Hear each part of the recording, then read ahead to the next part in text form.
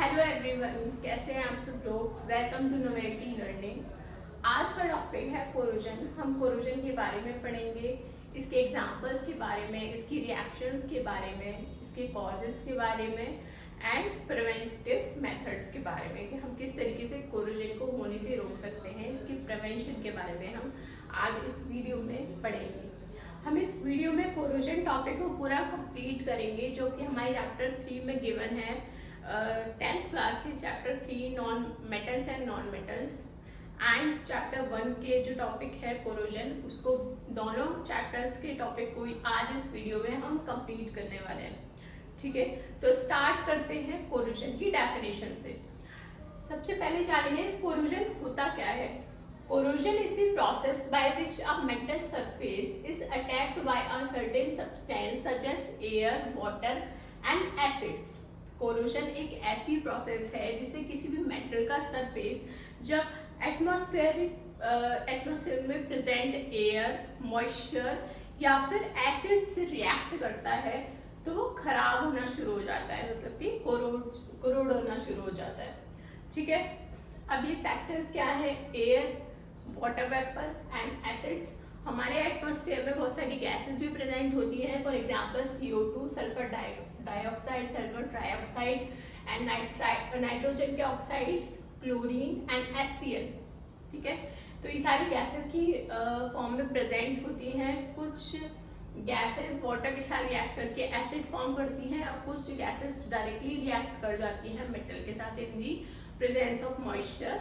Okay, तो सबसे पहले स्टार्ट करेंगे एग्जाम्पल्स से कि कोरोजन के क्या क्या एग्जाम्पल्स हैं। सबसे कॉमन एग्जाम्पल है rusting of iron by oxygen and moisture. अब जो आयरन है, आयरन की रस्टिंग कैसे होती है, किसकी प्रेजेंस में होती है? Oxygen and moisture. इसके लिए एक एक्टिविटी भी गिवन है आपके NCERT में, जो कि हम नेक्स्ट वीडियो में कवर करेंगे। राइट, तो रस्टिंग ऑफ आयरन, आयरन खराब हो रहा है या आयरन की रस्टिंग हो रही है, इस चीज का हमें कैसे पता चलता है? देखो, जब मेटल के ऊपर आपने देखा भी होगा कि जब आयरन के ऊपर रेडिश ब्राउन लेयर आने लग जाए, रेडिश ब्राउन फ्लेकी लेयर आने लग जाती है।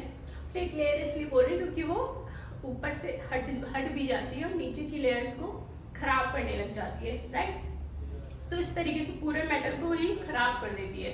तो जब reddish brown flaky layer iron के ऊपर आने लग जाती है तो हम समझ जाते हैं कि आयरन जो है वो रस्टिंग कर रहा है, रस्ट कर रहा है। और इसी फ्लेकी लेयर को हम क्या बोलते हैं? Rust. Reddish brown flaky layer को हम क्या बोलते हैं? रस्ट। राइट, अब देखो बच्चों, इसकी रिएक्शन क्या होगी, हमने यहाँ पे इसकी रिएक्शन भी डिस्कस की है। तो देखो, आयरन की रिएक्शन होगी ऑक्सीजन से एंड देन वाटर वेपर से। ठीक है, H2O से। X इंडिकेट करता है कोई भी डेफिनेट वाटर मॉलिक्यूल नहीं है, कोई भी नंबर नहीं है डेफिनेट वाटर मॉलिक्यूल्स का, मतलब कोई फाइनाइट नहीं है, मतलब कुछ भी हो सकता है। ठीक है, तो आयरन की सबसे पहले रिएक्शन होती है ऑक्सीजन के साथ। Iron is oxidise to oxide में, मेटल ऑक्साइड में ऑक्सीडाइज हो जाता है आयरन ऑक्साइड में। देन ये रिएक्ट करेगा वाटर वेपर के साथ और क्या फॉर्म करता है? ये हाइड्रेटेड मेटल ऑक्साइड फॉर्म करता है। ठीक है, I hope you all understand this thing. ठीक है, हाइड्रेटेड मेटल ऑक्साइड फॉर्म करेगा और यही मेटल ऑक्साइड क्या कहलाएगी? Rusting of iron. ठीक है, सेकेंड एग्जाम्पल है टर्निशिंग ऑफ कॉपर। कॉपर की टर्निशिंग आपने देखी होगी, कई बार कॉपर के बर्तन होते हैं हमारे घर में, तो उसमें ग्रीन कलर की लेयर आने लग जाती है। जब भी कॉपर खराब होने लगता है तो ग्रीन कलर की लेयर उसके ऊपर आ जाती है या फिर नीचे की साइड आ जाती है, तो उसको बोलते हैं हम टर्निशिंग ऑफ कॉपर। कॉपर की टर्निशिंग किस वजह से होती है? कॉपर जब रिएक्ट करता है CO2 से, एयर में जो प्रेजेंट CO2 है उससे जब रिएक्ट करेगा copper in the presence of moisture and slowly loses its shine and forms a green coat। एक ग्रीन कोट फॉर्म कर लेता है कॉपर के ऊपर, एक ग्रीन कोट आ जाता है। ये ग्रीन कोट क्या है एक्चुअली में? Copper carbonate. ये एक्चुअली जो ग्रीन कोट है ये है कॉपर कार्बोनेट। अब देखो यहाँ पे इसकी रिएक्शन को समझते हैं। Copper oxygen plus H2O। मतलब कॉपर की को टर्निश होने के लिए क्या क्या किन किन चीजों की जरूरत पड़ी है यहाँ पे, carbon dioxide, oxygen and water molecules, ठीक है। एंड इन्होंने क्या बनाया है, हाइड्रेटेड मेटल ऑक्साइड, अगेन वही चीज है, हाइड्रेटेड कॉपर ऑक्साइड फॉर्म हुई है यहाँ पे, कॉपर कार्बोनेट फॉर्म हुआ है, ठीक है। Now come to third example. Third बहुत कॉमन एग्जाम्पल्स है, आपने अपने घर में भी देखा होगा। क्या आपकी मतलब जो मम्मा वगैरह हैं, जो भी आपकी मदर हैं, वो सिल्वर ज्वेलरी पहनती हैं, तो जो सिल्वर ज्वेलरी होती है वो कुछ टाइम बाद, आफ्टर सम टाइम, वो मतलब ब्लैक होने लग जाती है, ठीक है। धीरे धीरे उसका कलर जो है, शाइन जो है वो लूज हो जाती है और धीरे धीरे ब्लैक होने लग जाती है। तो silver articles become black after some time when it exposed to air, it reacts with sulphur and air to form silver sulphide. ये जो एटमॉस्फेयर में प्रेजेंट सल्फर है, उसके साथ रिएक्ट करके क्या फॉर्म कर लेती है, सिल्वर सल्फाइड की लेयर अपने ऊपर, ठीक है। तो ये सिल्वर सल्फाइड की लेयर क्या है, एक्चुअली में Ag2S, ठीक है, ये इसका फॉर्मूला है। अब इसकी रिएक्शन को समझते हैं। जब सिल्वर H2S, ठीक है, हाइड्रोजन सल्फाइड के साथ जब रिएक्ट करती है in the presence of oxygen, तो क्या फॉर्म करती है, सिल्वर सल्फाइड। तो जो ब्लैकिश लेयर होती है सिल्वर के ऊपर, वो एक्चुअली में क्या है, सिल्वर सल्फाइड। अब पढ़ेंगे प्रिवेंशन ऑफ कोरोजन के बारे में, कि हम कोरोजन को किस किस तरीके से, किस किस मेथड से हम प्रिवेंट कर सकते हैं। तो हम इसमें कुछ मेथड्स के बारे में पढ़ेंगे। सबसे पहला पॉइंट है हमारा, the rusting of iron can be prevented by painting, greasing, galvanising, anodising और ऑयलिंग द सरफेस। ये अलग अलग मेथड्स गिवन है जिसके थ्रू हम आयरन की रस्टिंग को प्रिवेंट कर सकते हैं। तो सबसे पहले दिया हुआ है पेंटिंग, ठीक है। पेंट, अब हम पेंट कर सकते हैं आयरन को, जिसकी वजह से क्या होगा, हमारा आयरन रस्ट होने से बच जाएगा।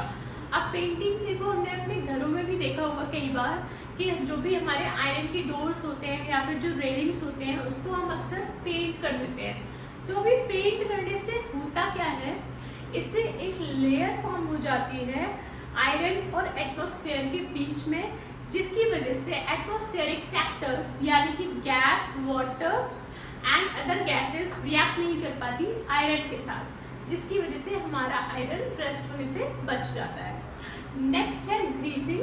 हमारी जो साइकिल्स होती है, उनकी जो चेन होती है, हम उसमें ग्रीसिंग करते हैं, है ना।